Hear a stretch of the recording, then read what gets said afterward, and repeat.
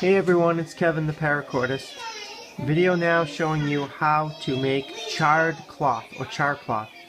I got some coals going here in the wood burning stove, so it's a perfect opportunity to make this video. You're going to need a piece of clothing that's 100% cotton. This is important. No exceptions for good char cloth. Blue jeans makes an excellent char cloth. I don't have any handy, so I'm going to use this old t-shirt here, confirming that it is indeed 100% cotton. And I'm going to grab a good pair of scissors. The first thing I'm going to need to do is cut this up into strips about 2 inches wide.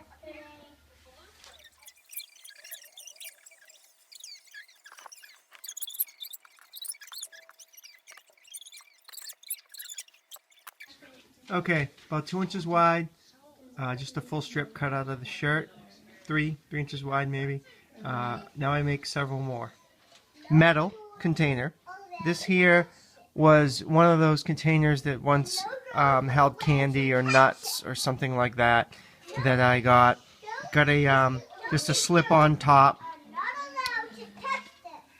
What I've got here is a coat hanger folded up, just acts as a little security for the cover because this will be under pressure when it's cooking, and I just want to not take any chances that, say, the cover pops off when I don't expect it. Alright, so this is a metal container, as I said, with a pop-on lid. What's important is that you pop a tiny little hole in there, about the size of a pencil lead. Okay, I popped the cover off the container. Now what I like to do is loosely roll each of my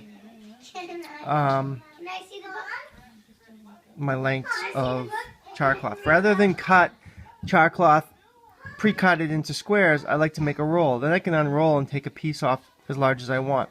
So just drop it into the container. Grab your next piece, roll it up loosely. Now you cannot roll this, you do not want to roll this tightly, and you do not want to pack the container. That is critical. Okay? Don't tightly pack the container and don't tightly roll. If you do this, you won't fully cook the batch. You'll find when you unroll it that you've got spots that weren't charred. You're better off using a larger container if you want to do larger batches, or just cook less at a time if you've got a small container like I do.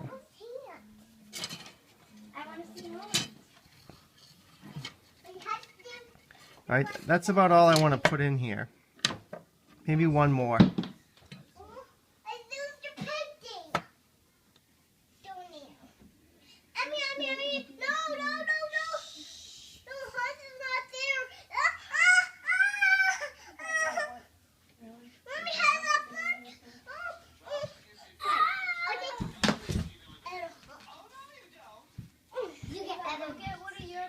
Okay.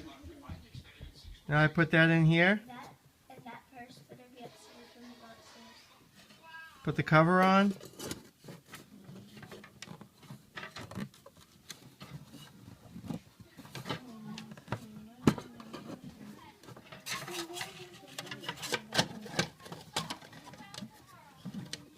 Put my little cover lock together here. Okay, now we just want to place this in the fire. You can put it in open flame if you want, but it's easier on a bed of coals.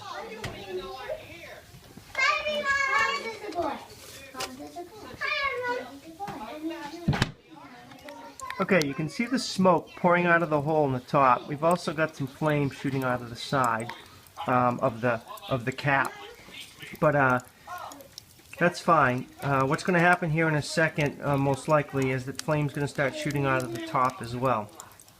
The key to cooking char cloth properly is to not undercook it, obviously, but more importantly, not to overcook it, because once it's overcooked, it becomes brittle, almost like ash itself, and impossible to handle and work with.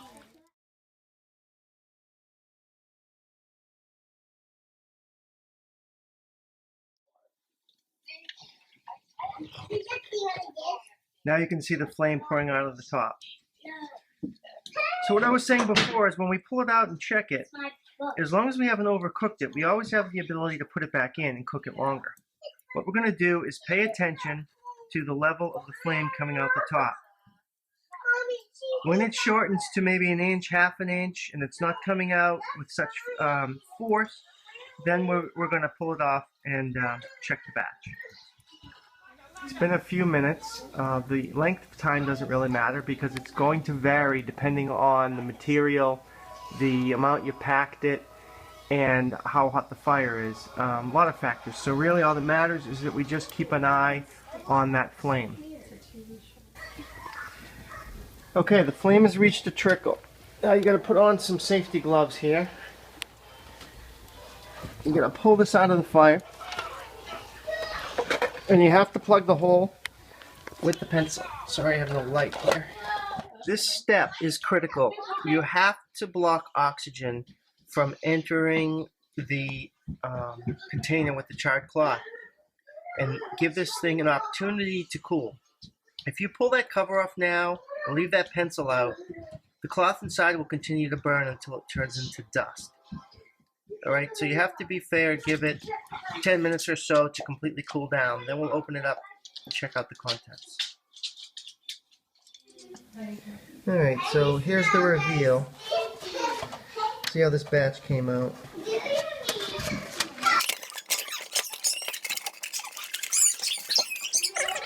And here's what's inside.